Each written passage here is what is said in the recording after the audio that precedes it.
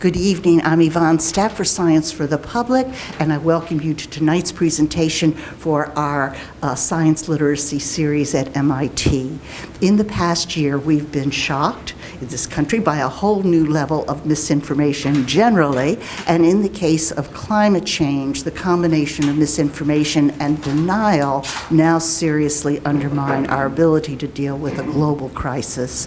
Tonight, we have very good fortune to present a pair of Northeastern University professors who will explain, on the one hand, climate change facts related to coastal ecosystems, and on the other hand, the psychology behind the acceptance or rejection of scientific fact. Briir Helmuth is a professor of marine and environmental sciences and also professor of policy and urban affairs at Northeastern University. His focus is on predicting the likely ecological impacts of climate change on coastal ecosystems. He provides decision makers with forecasts about climate change impact on coastal ecosystems, and he also collaborates with colleagues around the world and just recently came back from Iraq. And we are very lucky that he is actually in the country tonight. We've managed to get him. John Coley is an associate professor of psychology at Northeastern University, and his research is concerned with the interrelated structure of knowledge and reasoning and conceptual development. We really need that now. This science happens to be a very rich area at this time, and it offers some insight into why people believe what they believe and how we all handle facts. Dr. Helmuth and Dr. Coley combine their expertise tonight to discuss possible methods for more effectively educating the public about climate change and strategies for adaptation. And it's a great pleasure to welcome Briir Helmuth and John Coley.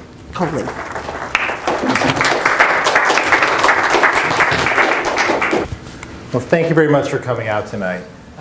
What John and I would like to talk about is this burgeoning collaboration we have, where a couple months ago we discovered we have a lot of common interests, more than you might think, between an ecologist and a psychologist, all centered on climate change. So tonight we're going to give you kind of a wide-ranging romp of where our collaboration has gone and more so where it's heading in the future. So just to start off with is kind of a confession. I never thought I'd be a climate scientist. I never meant to be a climate scientist. It just happened. And to be perfectly honest, I became a marine biologist because I wanted to go out and go scuba diving and see all sorts of really cool things like you see in this picture. And then in graduate school, site after site would turn into something like this. And so I think that's true for a lot of us. We become climate scientists because everything we study starts to die. So it's very easy to become depressed as a climate scientist, but the answer to that is to focus on solutions. And I think a lot of that's what we're going to do tonight, is figure out how do we communicate this with a goal towards looking at solutions. So how do we look at something like this, communicate this to somebody who may not be able to experience this firsthand, but yet convey some sort of emotional impact, some sort of connection, so that we can enact solutions to this. So my area of expertise is called ecological forecasting, and I think that the best explanation of this is one that a reporter gave me a couple of years ago. And so I kind of described to him what I do, and he said, well, that's really a lot like if you're an EMT at a train wreck, that you show up and you've got 100 victims, and frankly, you're not going to be able to save them all. And this is where you go out and you put the toe tags on them. Some of them, no matter what you do, you're not going to be able to save them. And if you try to exert all your effort, all your resources on that one person, you're going to miss a lot of the people that you could save. Some are fine. If you let them sit for a while, you can get back to them later. But it's the ones that are really the kind of yellow toe tags, that if you do something right now, if we do something right away, we have a chance of saving them. So a lot of what I do is trying to triage, is trying to figure out, prioritize, how do we expend resources, how do we expend political willpower, how to expend time on trying to find solutions to coastal adaptation. And so, like other scientists, what I was trained at doing was looking for pattern. I mean, we all know this, if you remember back to your third grade science class, it's all about looking for pattern. You look for pattern in the laundry soap. I mean, I've judged a lot of science fair competitions. A lot of them are laundry soap. Is how do you look for patterns? How do you then explain them? So, we may look for this pattern on a mountainside where we see one species of plant replacing another one. We then conceptualize this in a textbook as this nice, neat diagram where we look at the replacement of one species over another one as moving up this mountainside. And so understanding patterns and trying to explain them is what we do. And really, this is the basis of the scientific method, where we start with observations, we discern what we think is a pattern. Based on what we know of the system already, what other scientists have done, we come up with a tentative hypothesis. We come up with a way to try to falsify that hypothesis. And then eventually, if we do that enough times, we come up with a theory to explain that. And really, that's where we're at with climate change right now, is the level of theory, where it's poked and prodded for so many different angles. We're really confident that anthropogenic climate change is happening, and we have some idea of the mechanisms driving it. So that's where I am as a scientist, but as Yvonne mentioned, I'm also in a school of public policy, which means that a lot of what I do is trying to figure out how to communicate this to people who can do something about this. How do we communicate to the public? How do we communicate to decision makers? And really, this has very little in most of these cases to do with facts. I mean, we can show as many data and as many facts as we want to most members of the public, and it's not going to make any difference whatsoever. So really, I think a lot of what we're going to talk about, and what drew me to John's lab and his expertise, is really this idea that we all have our different perceptions of reality. We all have our different ways of processing patterns we see. And we can have the same information. So in this case, are there 3 boards or are there 4? I think most of you have probably seen this optical illusion before, where is this an older woman where that is her nose? Is that a younger woman where that is her chin? Same information, different interpretations of this. This has, of course, gotten even more dire in recent, in the past year, where there's some discussion of, are we really living in a post-fact world? That we can present as many, what we call facts or reality as we want to, and it may have absolutely no impact on policy whatsoever, which we find really frustrating as a scientist. And climate change is probably the ultimate expression of this, right? I mean, if we look at the same information, are we denying what we see, or are we blowing it out of proportion, or as scientists, are we trying to find that middle ground to actually present some objective form of reality so that we can do something about it? So I want to pass over to John to talk a little bit about this idea of, how do our perceptions of the world around us really affect our ability to recognize pattern, to explain it, to communicate it, and in doing so, how does it affect our willingness and our ability to find solutions? Thank you, Brian. So, my name is John Coley. I'm very happy to be here. When we're talking about recognizing patterns, we're sort of starting to leave the area of ecology and starting to venture into the area of cognitive science. And that's what I do. I'm a cognitive scientist. I study how people think. So cognitive science can be thought of as the interdisciplinary study of the mind. We, as cognitive scientists, look at how we transform physical signals like light and sound into representations, how we manipulate those representations mentally, and how those kinds of manipulations give rise to things like predictions or explanations or behavior. Now, one kind of process that cognitive science studies can be thought of as a domain general process. And these are the sorts of cognitive operations that we use in lots of different areas, lots of different subject areas. So for example, categorization. We categorize all kinds of things. Memory, decision-making, pattern recognition. These are sort of general cognitive processes that we see at play over and over again in different subject areas. So just to give you an example of pattern recognition, you may or may not have seen these actual images before, but they should be kind of familiar, right? And the reason that they should be kind of familiar is because you've probably seen this image before. So what you did there, it seems like a very simple act of cognition, but you were able to look at a novel image and recognize it and classify it based on your prior experience. Here's another exercise in pattern recognition, and I want you guys to take an active part here for a moment. I have 9 statements up here, and I want you to talk with the people around you about how you might organize these statements into groups. Which of these statements seem like they have something in common?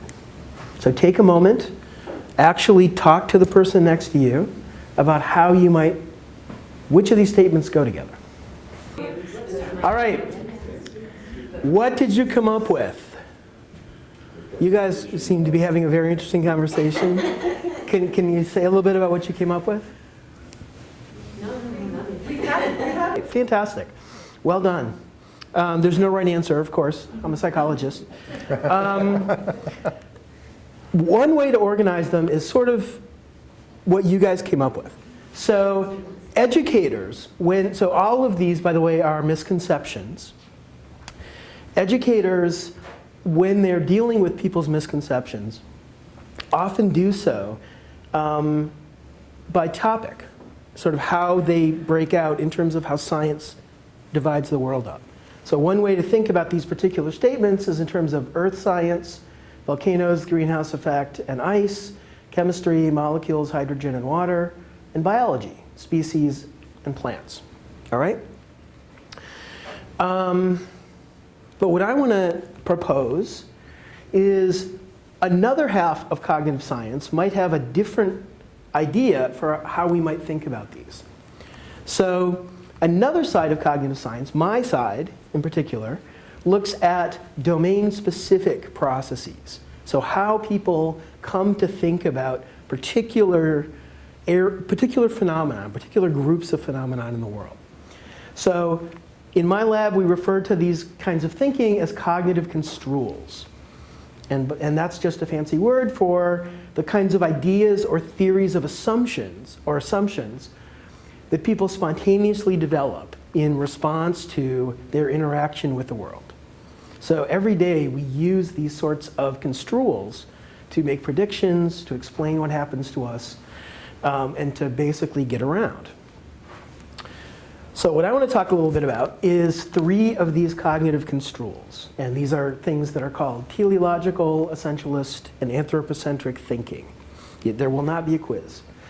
But just to kind of give you a sense of what I'm talking about, teleological thinking might be related to some of the stuff you guys were talking about. And it's the idea that you're developing a causal explanation for some phenomena based on a goal or an outcome or a function. So an example of teleological thinking might be Brian and I came here to tell you about our research. That was our goal, and that's sort of what caused us to come here. Perfectly legitimate explanation for human behavior. You might say the stock bubble burst in order to compensate for overvalued stocks. I hope it's not a sore point right now with anyone. Or species adapt in order to survive. The latter 2 might be sort of more questionable in terms of their correctness, but they're all examples of teleological explanations. Another kind of thinking is essentialist thinking. And essentialist thinking is sort of the belief or the assumption that members of a class are relatively uniform, static, and share lots of properties because they share some underlying essence or reality. This is an assumption that people make in many different areas of life. For example, the problem with your computer is that it's a PC. That's sort of based on the idea that there's some underlying failure in the PC that leads to the problems that you see. Or different cells contain different DNA. Again, the idea that there's kind of a one-on-one correspondence between what you see and what's underneath. The third one that I want to talk about is anthropocentric thinking. And this is the idea that we often over-attribute human characteristics or analogies or think of humans as exceptional in ways that were really not exceptional. So examples of that might be the unemployment rate resisted federal intervention, or Russia is encroaching on Ukraine, or plants get their food from the soil. All right? So these are 3 different flavors of cognitive construals, 3 different ways that our sort of domain-specific thinking might impact our understanding of the world. And we see these systematically early in development, so we see these in relatively young children. And most of these we see consistently across cultural contexts. So these are relatively stable and universal, I don't want to say universal, widespread in terms of characterizing human cognition. So what we can do is we can take the misconceptions we were talking about earlier, and we can sort of think about a different way of classifying them, which is like this. So the first three are the first column, 1, 6, and 7, are all teleological. They span different areas of science, but they all involve the assumption that there's some goal or function that's causing an action. The second, I mixed the other two up. The titles are wrong for the other two. Okay, I'm glad I got that. This is anthropocentric thinking, by the way. The greenhouse effect is due to human activities. Hydrogen reacts with fluorine because it wants to gain an electron. So these are sort of anthropomorphism, using humans as an analogy when they're not necessarily appropriate. And essentialist thinking, these ideas are, the members of a species are essentially the same, they're essentially identical. Water turns blue with copper sulfate because there's some internal chemical that has this causal property. So these are examples of, again, misconceptions across domains that all might stem from this underlying way of thinking about the world. All right? Make sense so far? Okay. So our hypothesis is that these underlying ways of thinking give rise to systems of misconceptions, systems of related misconceptions. So for example, even the most clearly presented and simple information is filtered through these construals that we have in order for us to understand it. So for example, you might take a brilliant professor trying to communicate information. This professor might be communicating information about thermoregulation, for example, in an extremely clear and straightforward way. And you might have a highly motivated learner trying to learn this information. This could be in the classroom, it could be outside of the classroom. It could be someone listening to a news report. But the point we want to make is that this person's understanding of what they're being told is going to be filtered through this intuitive thinking, filtered through this sort of construal-based thinking, which might result in systematic misconceptions. And these misconceptions are not merely factual errors. They're the result of using these intuitive cognitive construals to understand what is essentially non-intuitive or counterintuitive scientific information.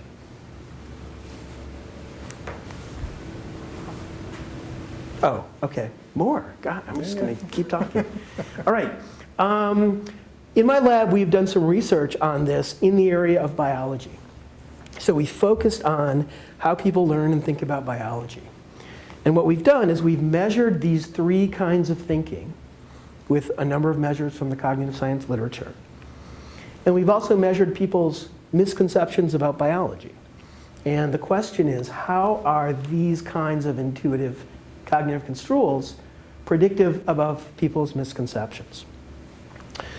And the way that we ask this question is we actually divide misconceptions up sort of in a way that I showed you before. So we have misconceptions that seem teleological in nature. We have misconceptions that seem anthropocentric in nature. Yes, that one's right. And we have misconceptions that seem essentialist in nature.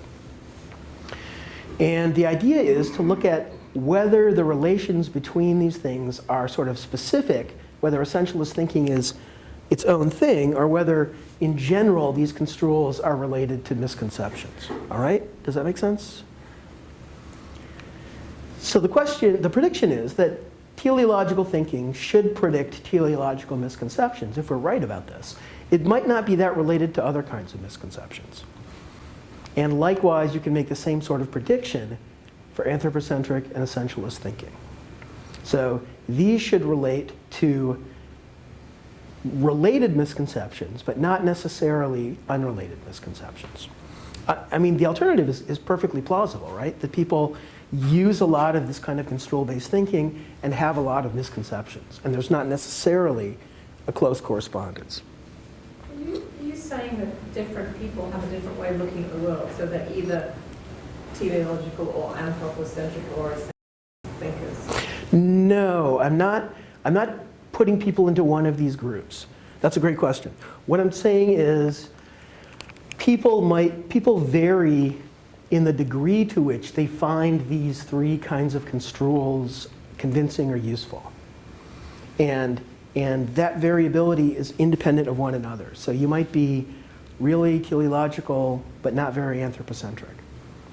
And so what I'm saying is, if you're someone who's really teleological, is the degree to which you're teleological or not predictive of the degree to which you tend to hold teleological misconceptions in biology? Does that make sense? Okay. And here's just a very quick summary of what we found.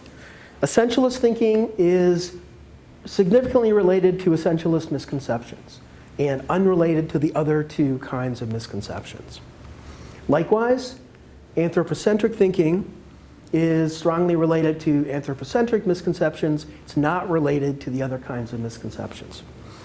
And the world is not quite a perfect place. Teleological thinking is strongly related to teleological misconceptions, but it also has some relation. So people who are high in this also tended to agree with anthropocentric misconceptions. The idea, maybe there's something about intent, something about goals. That's sort of a question for another day. But I think the take-home message here is that these kinds of construals, these kinds of intuitive thinking, give rise in a very systematic way to kinds of misconceptions, at least in the domain of biology.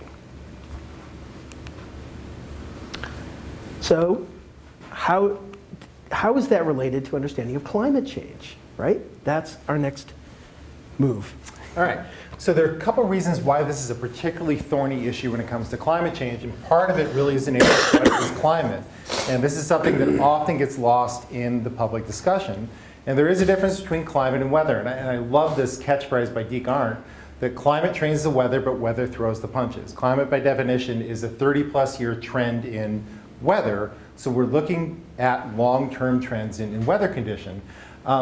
But ultimately, it is weather that you really care about. So to put this in kind of a local context, it is Mookie Betts that you fear, hopefully, if you were a Yankee. But ultimately, it is the trainer that picks the team, that decides the lineup, that affects that. And over time, we have climate change, hopefully in this case for the better.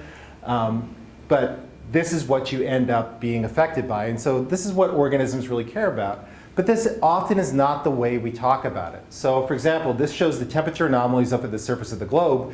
There are places that are getting colder, in some cases significantly colder, places that are staying about the same, and places, especially at high latitudes, that are getting markedly warmer.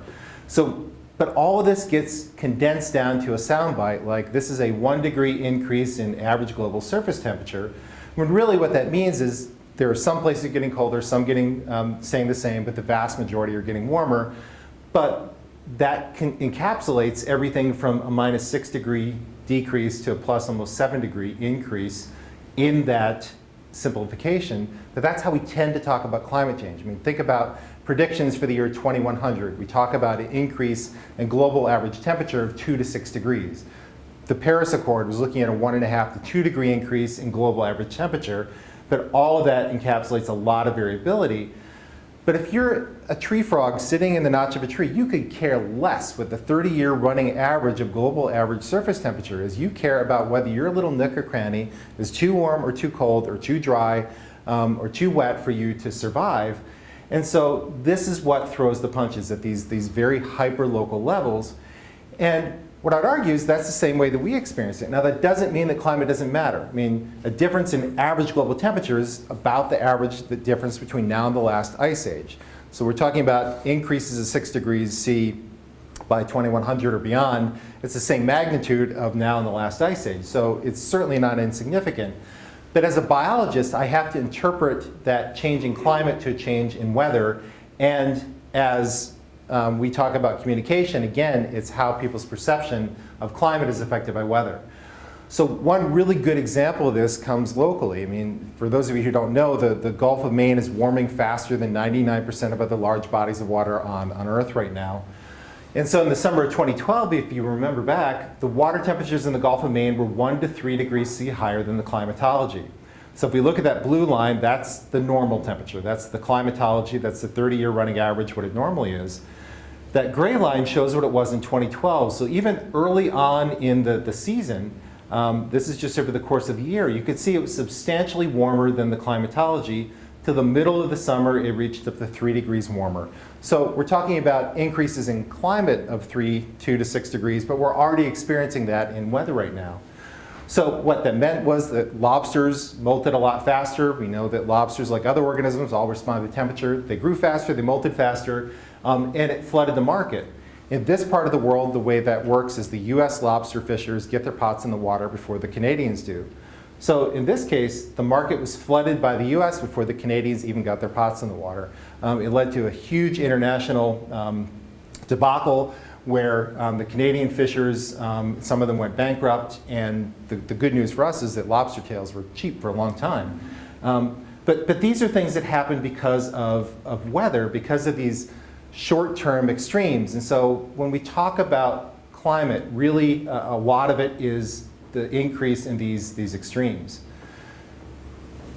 But the other way to look at this then is we have these extremes that punctuate long-term change, but some of these impacts are difficult to perceive because so much of our perception is based on recent memory. So, you know, this is the proverbial frog in the pot of boiling water that if you, I've never tried this, but you know, if you turn up a pot of water slow enough that the frog is only going to detect a lack of change, and so it actually will stay in there to the boiling point. And again, I don't know if this is apocryphal or not, but you get the idea that if change happens slowly enough, it's very difficult to perceive. So as one example, I mean, this is a picture taken at a recreational fishing landing, where, you know, I think most of us would say this is a pretty good catch. If we went out and we caught that catch in one day, we'd say that was pretty good, until I compare it to the same location in 1958, where these are whale cod. I mean, this is what used to be caught here in New England with whale cod. And it's only that comparison by looking at the data, by looking at, in this case, images, that really shows us how our perception of normal has changed. And we can look at this over time series. We look at 1958, 65, 79, 85, and 2007. And while initially this looked like a pretty good haul, now comparing this to what the baseline was, all of a sudden it doesn't seem so good. So just like a cup of coffee used to cost 5 cents, now it's $4. We accept that as normal because that's what we perceive based on our recent memory. So these changes are hard to detect in a lot of cases. So as scientists, we rely on data, right? So I can show you, for example, the increase in global average temperature. Here, as an inverse function of something on the x-axis, it looks like a really good relationship. It looks like we're onto something until I show you that that is the number of pirates. So this is the global average temperature versus the inverse of the number of pirates. So if we go along with this, the solution to climate change is basically to increase the number of pirates, and that will solve the whole thing.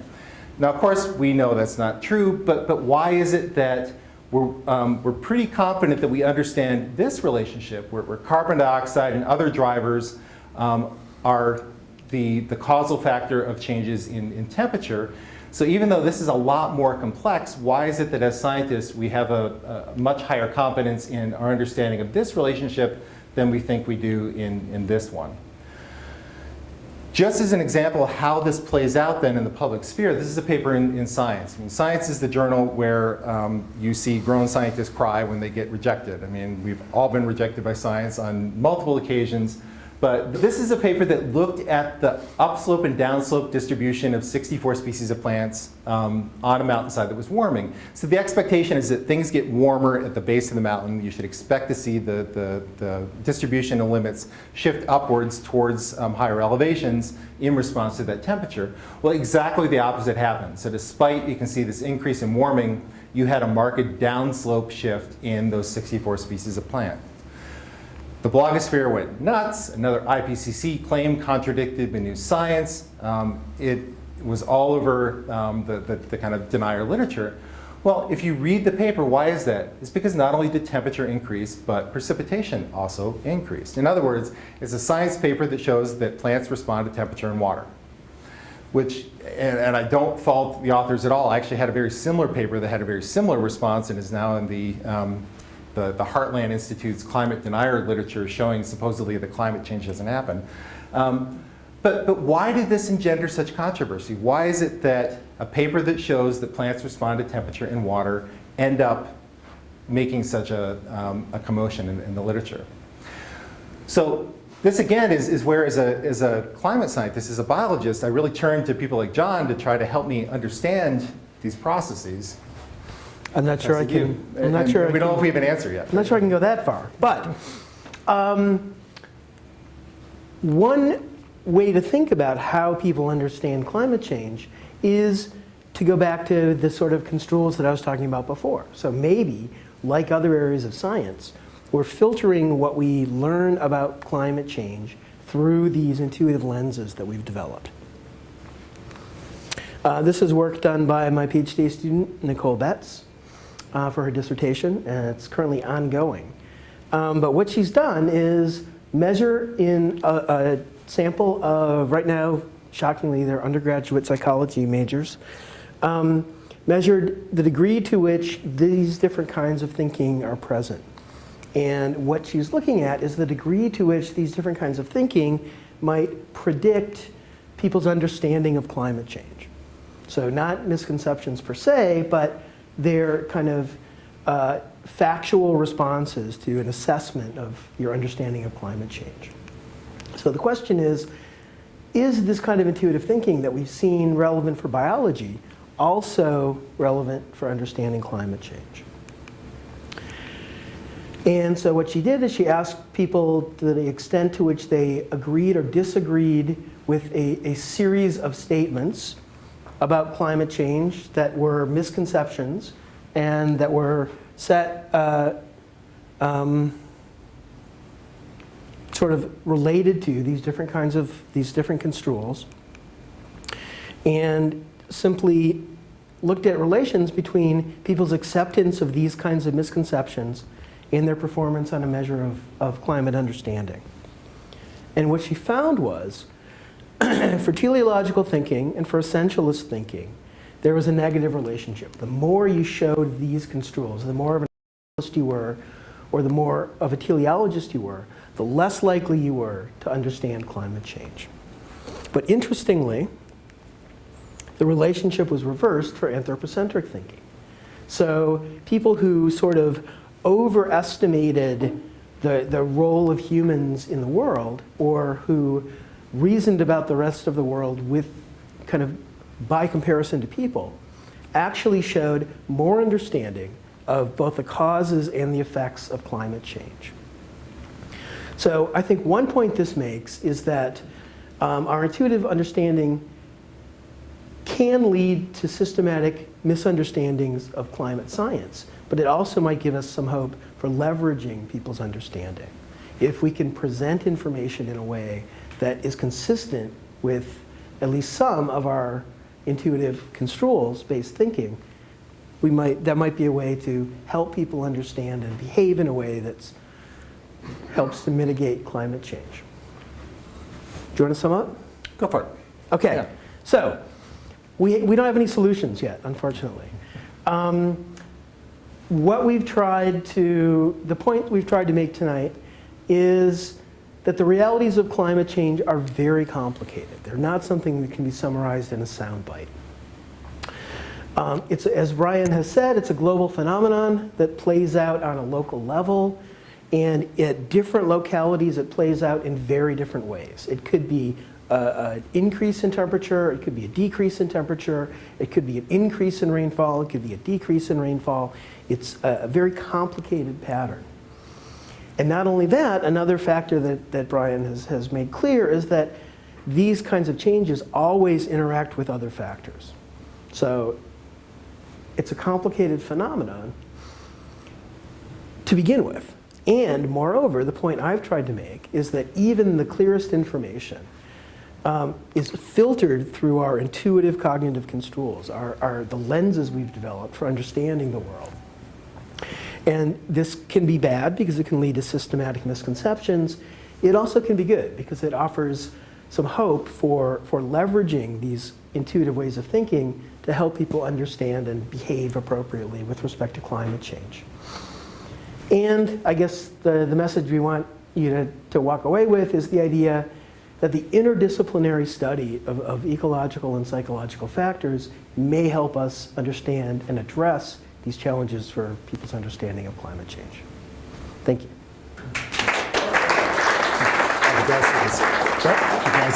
All right. But we have to thank the people who really do the work. Yeah. So this is my lab. These are the people who actually did the work in my lab. And these are the people who actually do the work in my lab. so, questions? Yeah, interesting. Yes. Sir. So